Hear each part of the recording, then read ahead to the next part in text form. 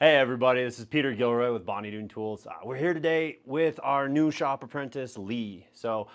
Here at Bonny Doon, every single person that works here either comes in with jewelry experience or they get to learn all about the presses, learn how all the tooling works. Lee's brand new to making jewelry Everything. at all. So we're gonna be working together to train him on how to use the press, how to use all of the tooling, how to have a really good extensive knowledge of it. And we're also going to be going through basic jewelry techniques. We're going to jump in and we're going to throw Lee to the wolves today. We're going to start forming bracelets and going over safety and just jump right in. And we're going to bring you all along on these projects so that you can learn along with Lee and work through some really fun projects. Okay, so we're gonna start forming some thick brass for our very first bracelet.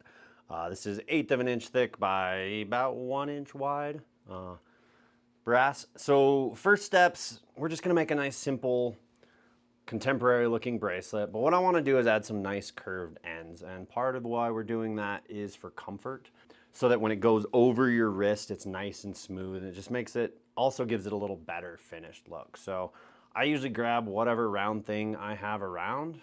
This is like 1.25 inch little chunk of steel, and I'm gonna go ahead and mark out my radiuses first and scribe a nice good line there.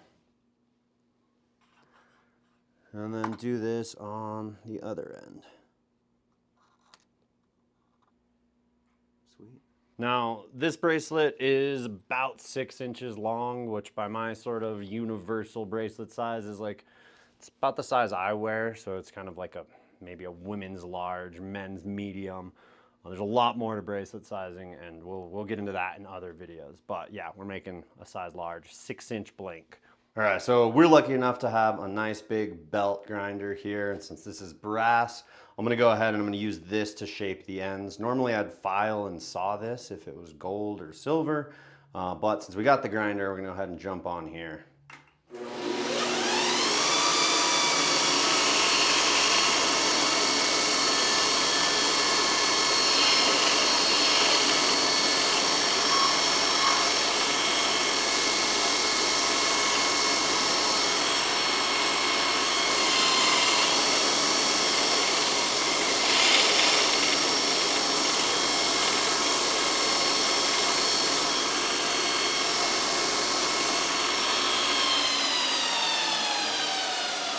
So we ground out the rough shape, but everything is pretty square and kind of sharp.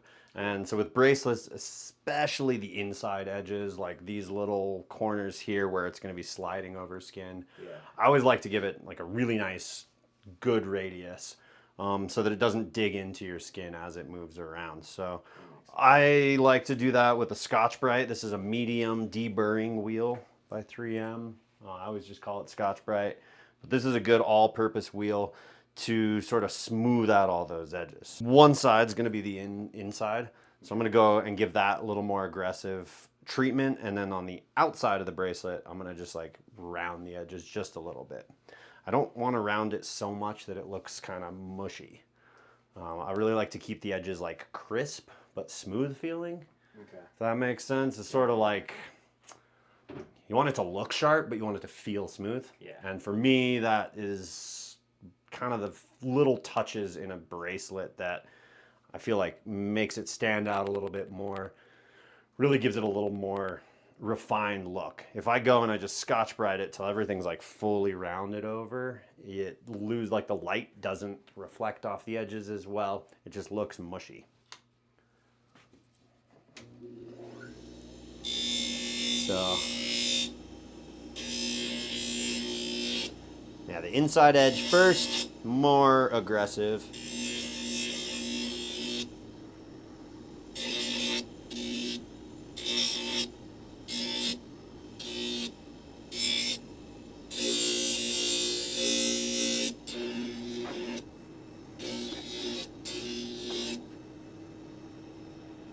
I'm not looking at it, but I'm also feeling it. I'm just checking those edges, feeling like, okay, does that feel good? And there's a drastic difference between the two edges.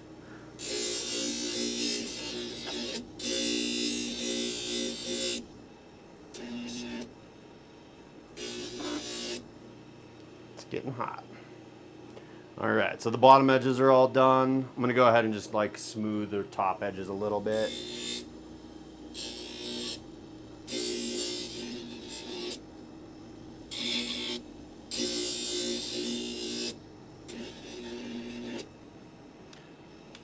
Now, have you used a buffer like this before? Not this specific one, no. Okay, so just a couple little safety things. You don't have long hair, so that's good. Yeah. Really want to keep long hair away from this, and any loose clothing, long sleeves, stuff like that. You don't want to be like polishing a necklace on a chain on here, because that can get caught. Yeah. Not super dangerous. And it's spinning towards me and down, and so I'm always working kind of letting the metal drag off. So I don't want to come in and point my metal up into the direction that it's coming, because that's going to kind of like catch and smack it there. So I'm always working kind of on the downward side and letting it kind of drag off of the material.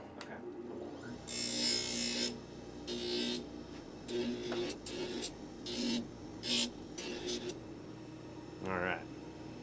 All right, so we've done a couple things on the press, but let's go over safety again just to make sure we do all that correctly. So we usually always talk about the 5 C's when it comes to the press. The first being cover. You're wearing eyeglasses already because that's what we do in this shop. Yep.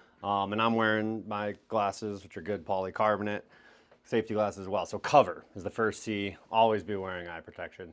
Column is the second C. So when I'm working at the press, this is always about how I like to be oriented. It's behind the column, and it's kind of the safest place to be. It also gives me the best access. So when I'm working here, if I'm standing square to it, it's a lot more awkward. So at this angle, I can use either hand to hold pieces in here, and it gives me a view of what I'm doing. Sweet. Center. So we're always going to be centering our work. That's really critical. These presses are designed to be self-leveling, so they have a single pivot point. That really helps get better impressions, more even impressions. It also is a little bit safer in that if something is going to fail, it's going to fail at a low pressure. Whenever we're working on the press, we always want to center stuff. A lot of our tooling, like the bracelets here, these we're going to bolt up in here to the center hole on the top, and it's automatically centered, so we don't have to worry about it here. So cover, column, center, and contain. So with certain processes, we're going to contain our work. In many cases like this, where we're doing like the anti-clastic bracelet former, we don't need any containment. We actually want this piece of urethane to kind of, to not really be contained, because we want it to fill in the center of the anti-clast, and the containers, because they're bigger and they're round, you know, like this, it sort of traps the urethane and it doesn't allow the urethane to flow very well. So that's why for any of the 2-inch wide, all the anti-clastic formers, we're just going to use the 1, 2, 3 block. Got it. So cool. Not the container.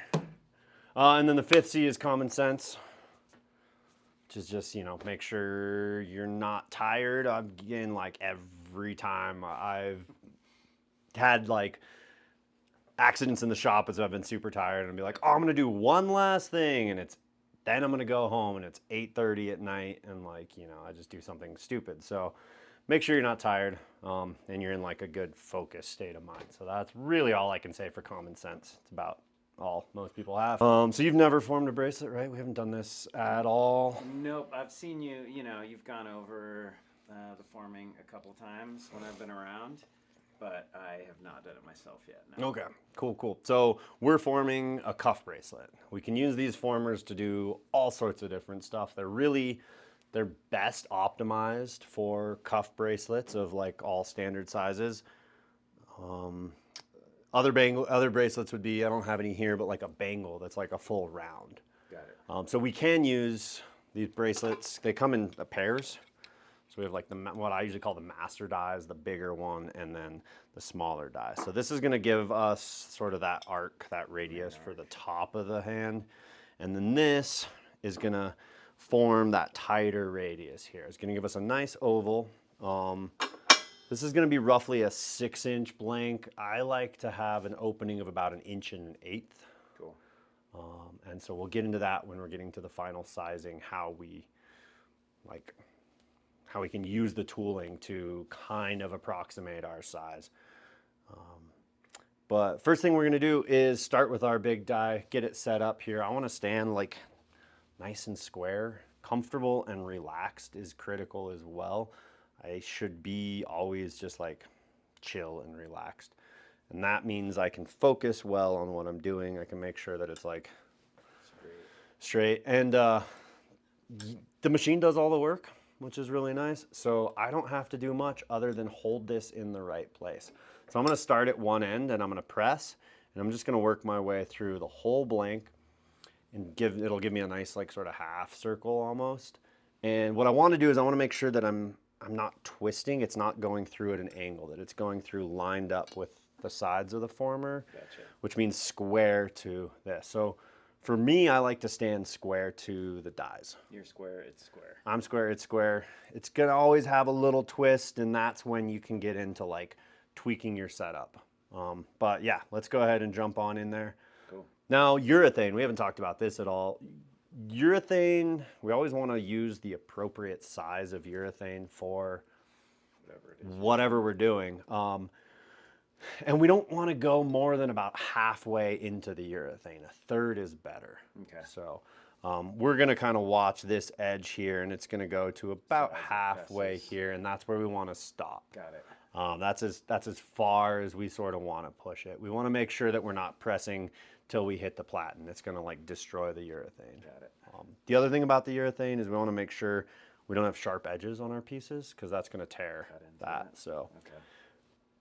Good to know. So that goes back to the buffering. Just make sure. Yeah, it's always good. That's why I like the Scotch-Brite. I use that for like everything. Yeah. Just give it all those edges, just break the edges. It really makes a big difference. So, all right, let's jump in. Sweet. So I always hold it up against the die. And start and press. And just like that. Nice little. I like for like 1 inch wide. I kind of want a contemporary look, but that very slight anti-clasp is kind of nice, and it makes the bracelet more comfortable. So I do this size cuff on the wide anti-clasp a lot. Cool. Now I always hold it up against the die and kind of roll it through. And now I'm just barely holding it so that I can see the whole blank, right? Because if I'm holding it like this, like my hand, fat hand is in the way. So I hold it like this, I can see it. And I'm just gonna watch it roll through. Now, so here, all of a sudden, this part has come around and formed enough that I can see, I always call it the tail end of the bracelet coming up. So what I wanna do is make sure that it's centered in between the two columns here, and that it's not like going off to one side or the other. So that's why we make sure all this stuff is machined like square and straight, really precision. And that helps us actually form the final bracelet a lot better. Cool. So on that note, when you're doing that, if you do start to see a twist, can you back it up a little bit and get rid of that? Yeah, okay, you can, and we'll probably get into this when you're gonna form one in a few minutes. Do that a lot. And so like you'll notice a little twist and you can go the other way and you can kind of cheat it. Okay. So when I'm doing this, I always want to make sure, and especially when we go to the smaller die, that every time I press, it's kind of like returning to center. So if it's off a little bit and I press and it's going the wrong way, then I either want to like twist it a little bit or roll it one side or the other. Okay, cool. And yeah, and this is all about eye-hand coordination. Really all you need to know is just don't go too far here, and then it's about you practicing. And I always told the story, like the first bracelet I made was horrible. I threw it away. I was using aluminum because like that's why we're using brass. It's cheap. First one I made, I threw it away, and I think bracelet number 12 finally looked good and was smooth and nice. So it takes practice. Now, when I get this far, I like to hold it like this so that I can, again, see as much as possible. And just keep rolling it through. And again, I'm just also watching this end and this end, making sure they're centered in the die, they're centered here, they're all good. Now the tail's getting kind of short, so I'm gonna hold it from the back side here, so I don't pinch myself. Cool. Cool. Sweet. That's it with this former pretty much. It looks good. I want to take a look at it and see, like, is this curvature consistent and smooth, right? Yeah. Like sometimes if I go too fast and I skip a spot, you'll notice little like ripples or waves in it. And then I want to look at it that way, and I want to look at that plane and that plane. Just a little hard because we curved those ends, but you can kind of see. And sometimes, you know, like you'll notice it'll be off in there. So it looks not bad. Apparently practice pays off. So that magnetizes on there, right? Super nice. That just pops right off, and this pipe right on there. So now this is where it gets a little more complicated. Sizing starts to come into play. Essentially, all I want to do is go and form like that much of the bracelet on one side and that much of the bracelet on the other to give us that nice oval cuff. Now I don't want to form one side all at once and then go to the other. So I want to go and do a little bit there. Yeah, I'll do like one or two pressings here, you know, here, there, and then flip and go there. And as I'm doing this, I'm looking at it constantly. I'm checking out just like make sure that it's coming together symmetrical and consistently. And so the more consistent I can be with how far I move my bracelet through here, the easier it is to control all that. So we've got the new laser grid thing on here. So that is most important on the smaller die. That makes sense. And we're not going to use it right away, but as we start to get closer to that final size, it gives us those guidelines. So again, I like to hold it from behind. That way I can see everything really well. Start right on the end. And the end right here is the hardest part of the bracelet to bend because you're really only getting force on one side. So I put a little bit extra pressure into the first pressing on either side, just to make sure I get that curved nicely. And a little bit further than halfway. So, and now again, I'm just kind of rolling it through like a fairly consistent amount. I'd say maybe a quarter of an inch that I kind of move it each time, maybe a little less. So I don't know, 3 or so on that side. I'm gonna go and repeat that.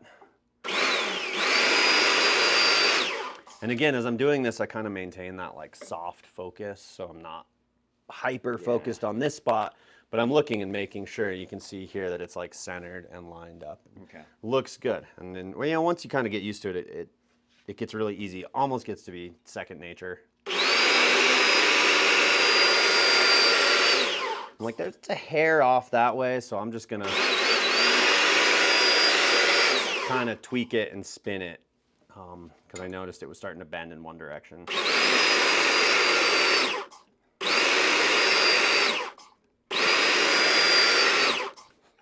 All right, went a little further on that side, and now I'm gonna go back and continue.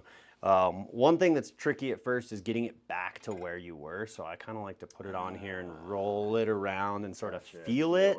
And you can even look from the side and be like, oh, okay, let's start there. I always, if anything, I'm gonna start back where I've already formed and then keep rolling it through just so that I don't miss a spot. Because it's gonna make it wonky and stuff. You can press again and again. You're wasting time, but you're not like, you're ensuring that it's a good product.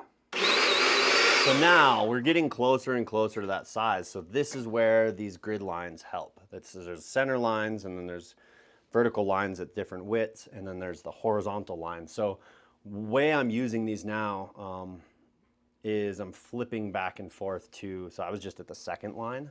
So I'm gonna go back to where I was and then roll this through, you know, till I'm back at the second line. And it's not gonna be perfect, it's just guidelines, but it should help me make a little bit more consistent of a.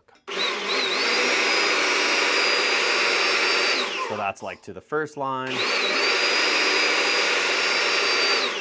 And the second line there. And so like the laser is brand new, so most bracelet, you know, those are just gonna be starting to ship now. It's a nice new addition. Most bracelet formers don't have that. Yeah. What I've done a lot in classes or with people is use a Sharpie. I can draw some of those lines on there. Again, it's mainly for the small cuff, but it does. And now we're going to take a look at this and see, like, it's pretty nice. It's fairly even. Yeah. So we just want to go back and forth, and we almost want to use a little less pressure now so that we can blend this broad curve into this tighter curve. Okay. So I'm going to actually start tapering off my pressure, but I want to be taking smaller steps now even and be more careful until I get this to be the right size. So again, I said that's probably about an inch and an eighth is about the opening I like for this length of blank. These rods here are exactly 1 inch. So for like a cuff that would be a size medium is 5 3/4 blank with a 1 inch gap in it. That's the like my sizing. That's the way I've worked. And 5 3/4 and 6 inch blanks seem to be, from everybody I've talked to, those are like the 2 most common bracelet sizes sold.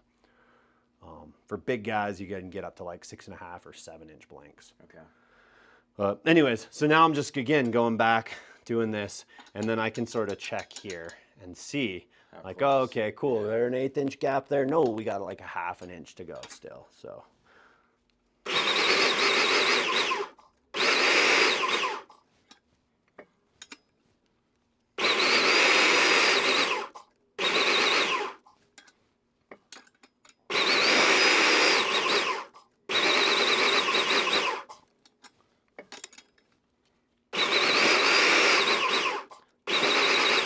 And all the while I'm just maintaining that like overall center and square and straight.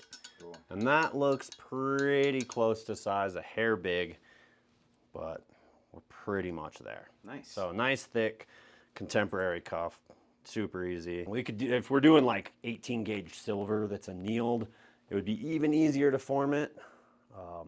But 1/8 inch thick brass is pretty tough to form. I mean, you can like feel it, it's springy. You're not gonna really deform that or bend that very well. So the fact that I can do that with the urethane, I don't know, for me it opens up all like using titanium, using Damascus, doing thick silver bracelets. I think it's like incredible. So, cool, you ready now? Yeah. To jump in, make your own? Yeah, we'll try it. All right. But get it centered by eye. A lot of this is by eye, and it's going to get closer. You know, you get closer and better at it. And then give it a nice, good scribe mark, because the better you lay out everything, the easier it's going to be throughout. Like the more accurate you can be. So I don't like to use fat like Sharpies for doing this. That makes sense. Just keep it nice and thin. Yeah, this just gives me better control. Like start with a good layout, maintain that control throughout. You end up with like a better, crisper, sharper finished piece.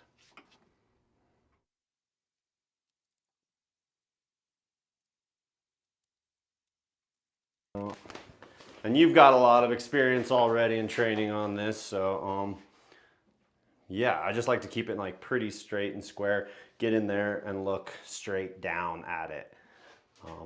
Kind of, yeah, something like that. So go ahead. All right, sweet.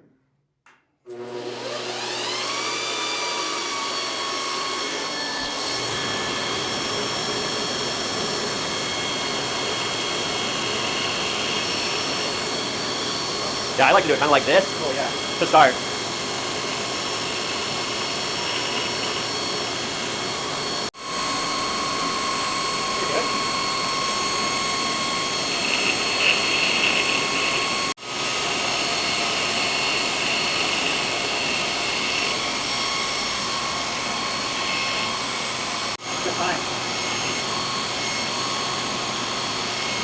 Done.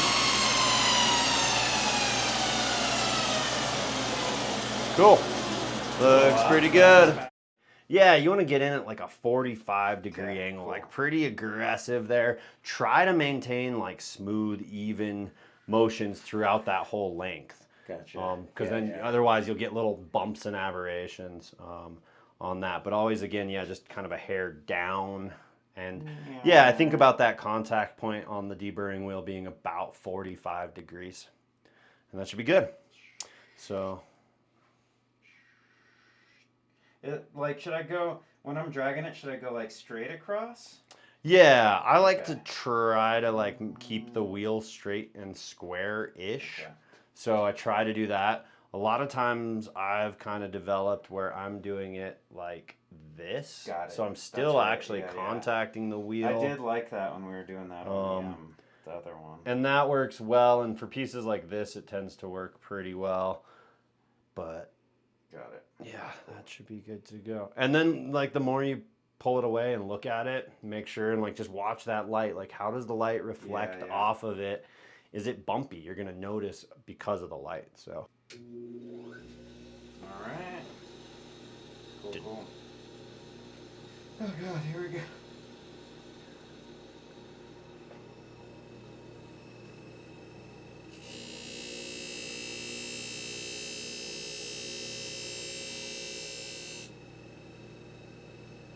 Not bad.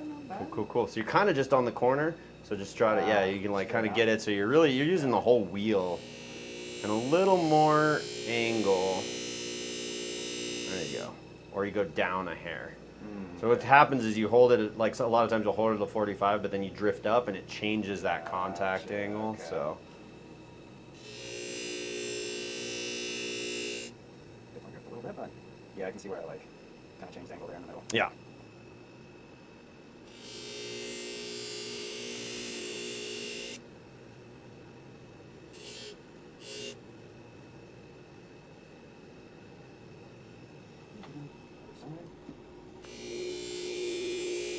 No, I said don't round things out too much, but on the inside ends, you really want to give that like a half round. Okay, cool. And on even the outside ends, just because that tends to like catch or bump up against things. Okay. So yeah, really having those like pretty nice and smooth is good.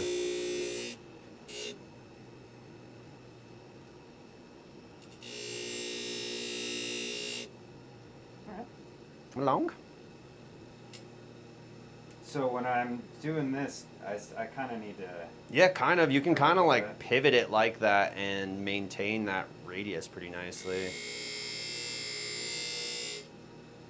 You know, and then I'll also go in and hold it and kind of do that as that well. makes sense.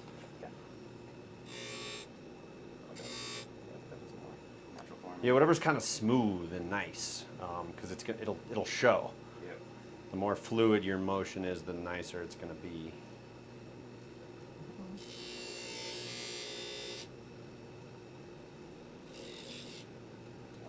Uneven. There we go.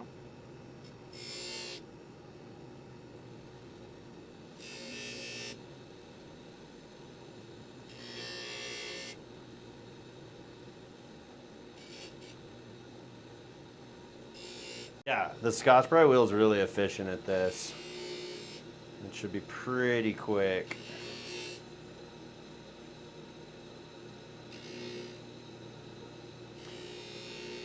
And the corners are going to wear really quickly. So if you're pushing into those corners, they'll be gone. So I kind of ease pressure as I approach those corners so that I don't kind of unevenly round them out too much.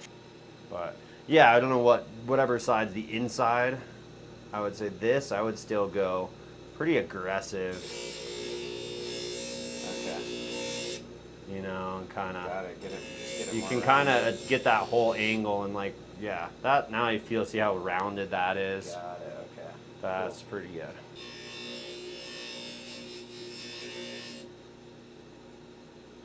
And then you hear that sound there, how it's kind of like boo boo boo boo, like chattery. Yeah. So that kind of tells you, yeah, it's a little uneven or something. Try not to point up too much into the wheel because it'll catch. Got it. So.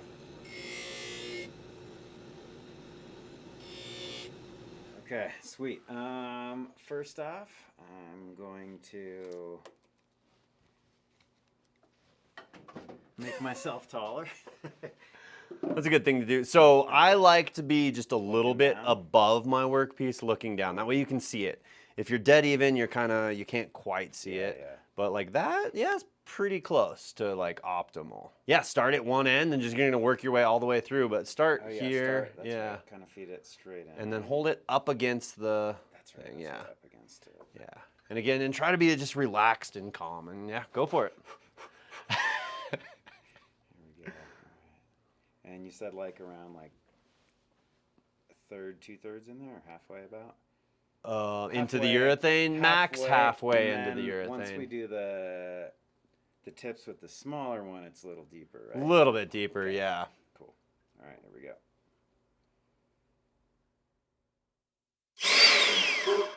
Go for it. Oh no. Okay, yeah, hold it up against the die and move it back that way a little bit because you want to start kind of almost on the tip. A little bit further. That way, more towards this. Right. A little more. Right there. So it's like maybe a 1/4 inch past center, and that's going to just ensure that that end gets nicely curved. Gotcha. Just get it. Go. There you go. Cool. Woo! All right.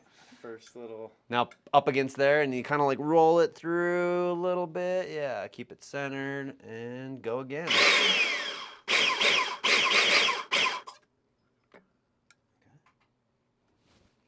Cool. It's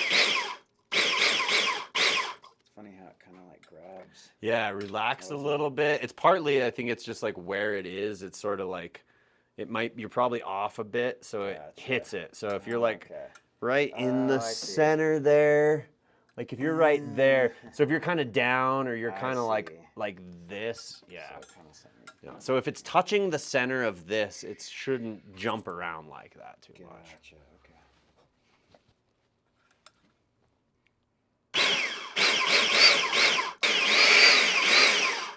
Let me show you something because I can kind of, it's hard to see what's going on under there. Yeah. But like, so you can actually see, you took a big bite out of it and it kind of there's a flat spot there. So that's the last spot you pressed, but you actually missed right there. And you can kind of see if you look at it. So what I do is I hold it here and then I roll it through. So I'm not doing this and pushing it through. I'm like there and then I roll it and press and then roll it and press. And it's like, I would say like tiny bit. Maybe a 1/2 centimeter at a time that I roll it through. Yeah, it's not, and I wouldn't say it's necessarily like right-handed, left-handed. I see why you'd want to be up though. Yeah, you're a little bit, I want to like kind of get higher. We'll get you a bigger step. So tiny. So remember that the press is doing all the work, so like you can literally just kind of hold it that. Like it can be, it's like I don't really grip it. I'm like just kind of balancing it on one finger. I was gonna say you can't overpower the press. So if it's jerking it out of the way and you're trying to like straighten it, you're not gonna overpower the press. So now one thing too, if you notice, you're kind of trending off to the right a little bit. One thing that I like to do is encourage people to like this, and the beauty of the way this is designed is you can loosen this and you can rotate it. And oftentimes just see like I'm gonna rotate it that way just a hair and see if it lines up better with your positioning and where you're comfortable. But sometimes just a couple degrees rotation will help. Yeah. Got it. That's cool to know. Okay, you can go back over it and kind of keep tweaking it. And you want to go deeper into this. So like I'm looking at the edge here and that's barely going 1/3, but that means the center of the former is only going like barely into the urethane.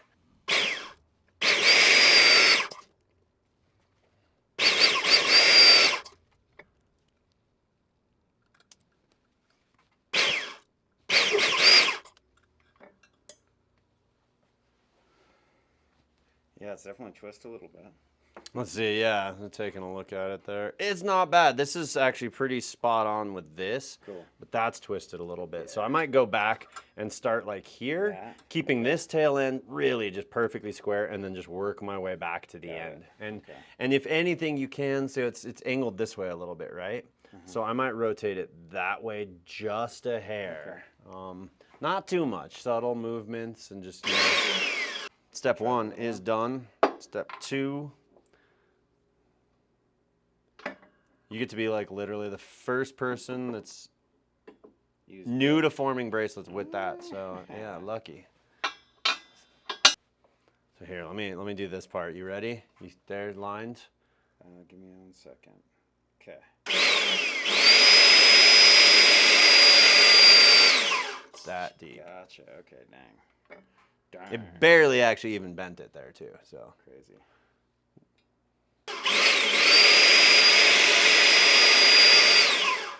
So see how the end's kind of in line with this almost? That's a good spot to stop, flip to the other side, and bring it to that same point. And you want to just kind of keep doing that so that you bring it together symmetrically. Sweet.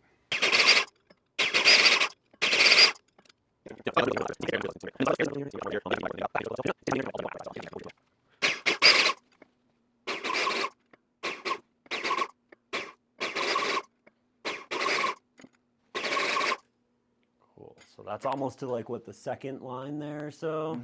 Cool. So that's good to know. Then flip to the other side, bring it back to that same point, and it should give you roughly a symmetrical cuff using those lines. Cool.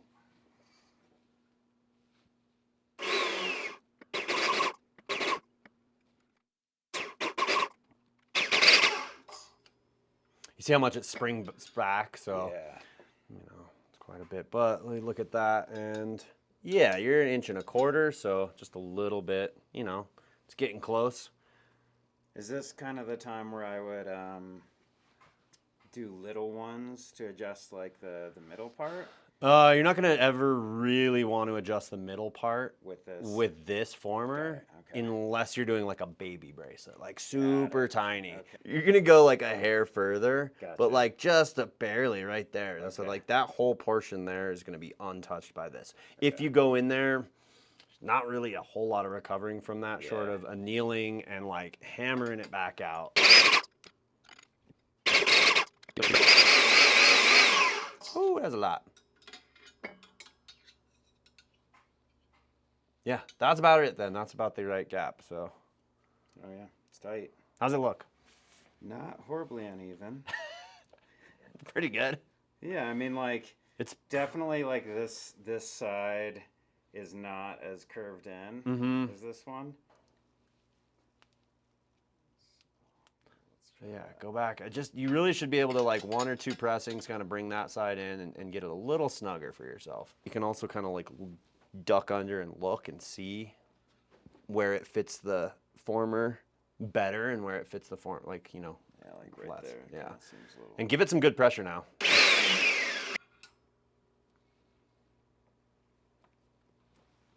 How's it fit? Let's see. A little tighter. Yeah. A little good. Nice. Yeah, that's a pretty good fit. Nice. Easy, it's an easy fit, but it's going to be really comfortable. Now, you saw how much of that springs back. It's thick brass. We never annealed it, and like always the question is like, should we go and anneal it? I usually don't when I'm working on the press. Would it make it easier to form? Like, yes. So we could go and anneal it. You could come back and it'd be so much softer that you could form it a lot better, and you get a little tighter cuff easily. But if I don't have to put a torch to a bracelet, it means that it's going to be harder and wear better, and it just takes less time. So that's like the beauty I always say with the press is like the beauty is you don't have to anneal as much. If you're forming this with even a urethane hammer or a rawhide, you're annealing a lot. Awesome, simple, contemporary bracelet. But with this urethane, we can do all sorts of complicated things. Yeah. Flat. We're going to try lasering some stuff. We could do some stamping, some hammer texturing, hand engraving, overlay, you know, like soldering on all sorts of different components and then come and form it. So with that same exact technique, whether it's thick or thin, like, yeah, we have a lot. So it's something to think about is like now what can you do with this? You can add so much more and still form it so beautifully and easily. And what did that take? That took a little while to form, but it's your first one. It's my first one, though. It's awesome, and it's really good. I mean, considering it was my first one, not a lot of time. No, not much time at all. 30 minutes. Considering you haven't had the joy of hand hammering a bracelet like this, so maybe we should go back and force you to do that just so you get the feel of like what that really means. But old school. Yeah. Nice. All right, cool. So cool. Any questions on that right now? No, I don't think so. I mean, yeah. First bracelet done. Woohoo. Pretty good. Cool. Thank you all for watching. We are going to be back with a lot more working on the press, training Lee to do all this stuff, and we're gonna kind of break it down into different projects and keep increasing the complexity and the processes. So don't forget, go like and subscribe and stay tuned. And Lee's gonna be back with a whole lot more of him getting to learn how to use the press. A lot more firsts to be had. Hey, what's up, y'all? Thanks for joining me in this first of many videos into exploring the different Bonny Doon tools in my journey in jewelry making from scratch. No experience other than a few weeks now here at Bonny Doon, kind of learning the machines, all our different tools, and in the future, different ways to implement those tools in jewelry making. Really excited to make more of these videos and learn a bunch with y'all. Stay tuned for more. Thanks again.